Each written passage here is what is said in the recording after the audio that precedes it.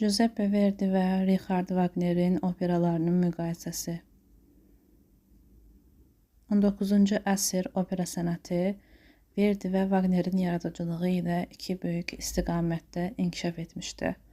Bu istiqamətlər onların operalarının quruluşu və mövzu seçimi, musiqi dili və dramaturgiyasında aydın şəkildə özünü göstərir. Hər iki bəstəkar monumental operalar yaratmış, lakin sənətə fərqli estetik prinsiplər gətirmişdir. Operaların mövzuları və ideya dairələri. Verdi operalarının mövzusu real həyat hadisələri, psixoloji faciələr və insan taleyi üzərində qurulur. Onun məşhur operaları arasında Rigoletto, Traviata, Aida, Nabucco kimi operaları qeyd etmək olar. Rigoletto ata-qız münasibəti və faciə, Traviata sevgi və cəmiyyət ziddiyyəti, Aida müharibə fonunda insan hissləri, Nabucco azadlıq xalqın birliyi mövzusunda yazılıb.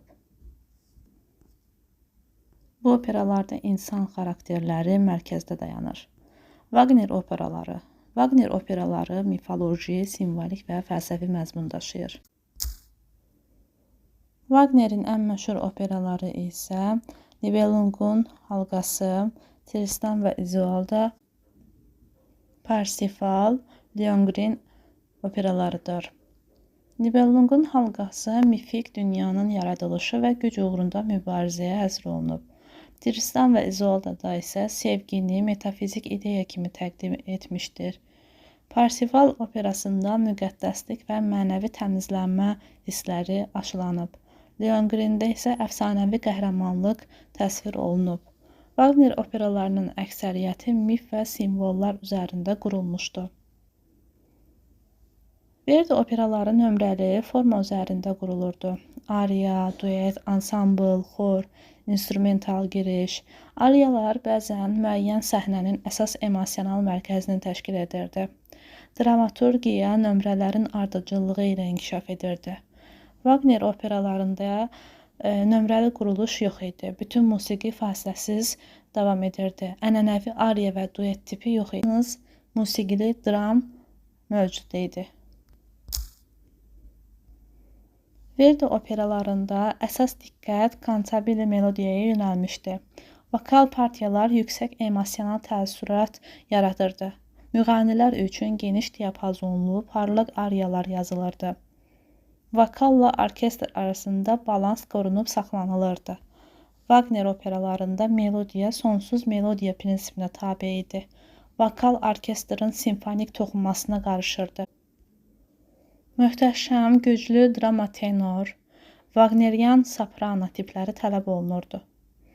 Leytmotivlərlə bağlı vokal partiyalar musiqi ideyasına uyğun şəkildə inkişaf edirdi.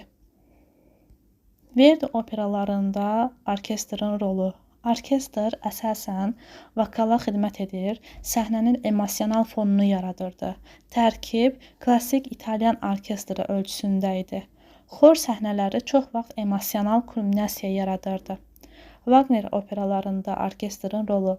Orkestr əsasən aparıcı qüvvə idi. Dramaturgiyanın daşıyıcısı rolunu oynayırdı. Böyük tərkibli orkestr, truba, valtorna ailəsinin geniş formaları, daha qalın tembrlər istifadə olunurdu. Leytmotivlərin böyük hissəsi orkestrdə təqdim olunurdu. Verdi operalarında adətən pərdələr 2-4 pərdədən ibarət olurdu. Vaxt baxımından daha kompakt və səhnəyə uyğun qurulmuşdu. Wagner operaları çox vaxt monumental ölçüdə idi. Nibelungun Halqası 4 opera, ümumi uzunluq 15 saat həcmində idi. Simfonik genişlik və epik quruluş üstünlük təşkil edirdi.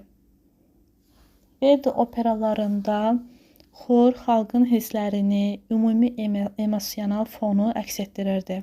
Teatr dramaturgiyasında aktiv rol oynayırdı. Wagner operalarında xor daha çox epik səhnələrdə, dini mistik məzmunlarda çıxış edirdi. Orkestr və leytmotiv sistemi əsas olduğu üçün xor ikinci planda idi. Verdi operaları İtalyan vokal məktəbinin inkişafına təkan vermişdi. Puccini, Leoncavallo kimi bəstəkarlar onun lirika-dramatik xəttini davam etmişdi. Wagner operalarında harmoniyada, orkestrovkada və dramatik quruluşda inqilab edib.